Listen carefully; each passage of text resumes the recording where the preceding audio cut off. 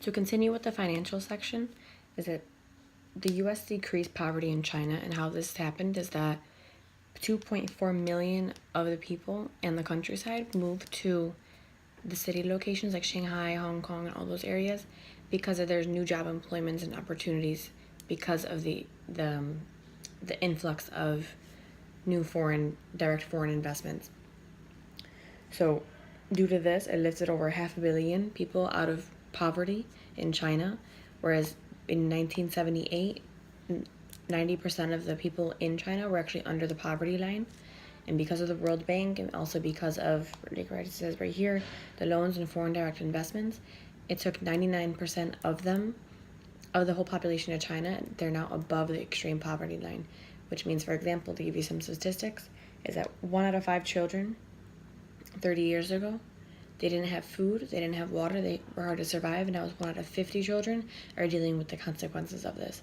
So ideally, is that the United States between 1981 through 2004 has taken China outside of its poverty level and increased their jobs. The role that U.S. played in the Chinese culture, this is also important. So the role that the U.S. played with the global culture of China is that with the westernized expansion, is that, as you can see, the fast food market has increased immensely. So what this means is that McDonald's, Starbucks, Dunkin' Donuts, Tim Hortons,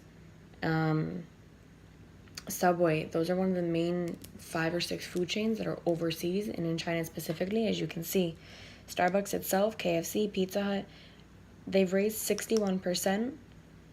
And now, since the Chinese lifestyle is getting busier and now there's more people in, the highest population in Shanghai alone, almost every other block you'll see a brand new food chain or Starbucks or fast food restaurant.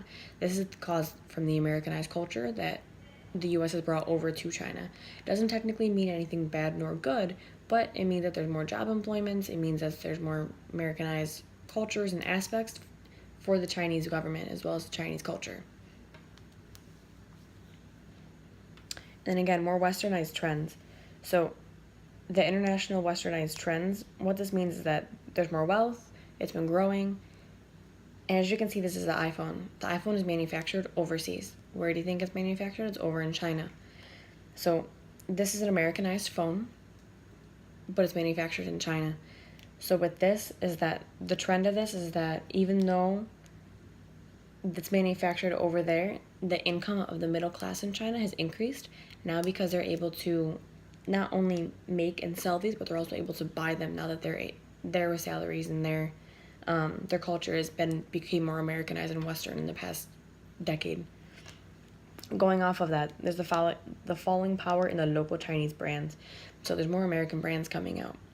So Apple, Mac, those are all produced overseas, and there's a reason for that. Same with clothing, Hollister, H&M, all these clothing, even the Americanized clothing is now overseas because they want to be more Americanized. It's more culturally appropriated towards what they're going for, considering they're manufacturing Americanized products. Not even that, even German products and Italian products are manufactured and made over in China.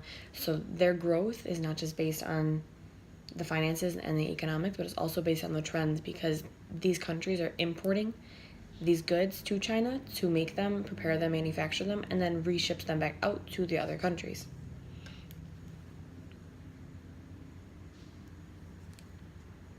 Outsourcing. This is the last part of the presentation.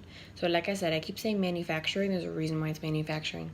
China in the world, Shanghai, accounts for 1/5 of global manufacturing. It's the largest in the world and as large as it has ever been. With that, there's a reduction of cost, like I've been saying. If you outsource it, there's tons of American companies, American brands overseas, but when you outsource it, it's cheaper for the home company to make and build those goods if they outsource it. When they ship it back, they pay the import, depending on the country, but it's still much more affordable and cheaper to do overseas. Plus, it gives them an opportunity to give another country growth. So the U.S. we've been doing it for years as a country. It has increased labor. Operational costs have decreased as well because now it's more manufactured and stuck over there. It's more affordable products. So when you buy it overseas, And when you manufacture overseas, it's more affordable. Whereas as if it's American made, it's gonna be more money. LL Bean, a lot of their clothing is American made. There's a reason why it's $90 for a t-shirt or $120 for a pair of jeans. It's American made. It's not overseas, it's not offshored, whereas this one is. And then finally, 11.7% from 2017, the manufacturing jobs have increased by that much. So you can just see the difference of between the mid to late 1990s or 1900s up until last year in 2017. Everything has increased, so now they have more expansion towards their businesses as well as more towards their country and their finances for the country. So for the manufacturing continued, China is a leading power source. What this means is that the inward and outward investments of raw materials. China is one of the only countries that's able to import specific materials that the U.S. needs to make its products. The reasonings for this is because of the trade regulations in China as well as the regulations in the U.S. They're both different, hence we look to offshore it because we can't make a lot of the products we want to make without extra help or guidance. So we ship it overseas to make them do it in that aspect. So they're the number one importer of raw goods for manufacturing the industry. Hence, China's prosperous because all of their, a lot of their job force is in the manufacturing field. And then finally, when the supply, it creates growth for China. The need for manufacturing increases. It saves of labor costs in the U.S. by 50% yearly. The more we import to China, the more labor costs it saves for us, the manufacturing overhead. And then finally, 50% of businesses are now privately owned in China. And I'm all done. This is all it. Thank you.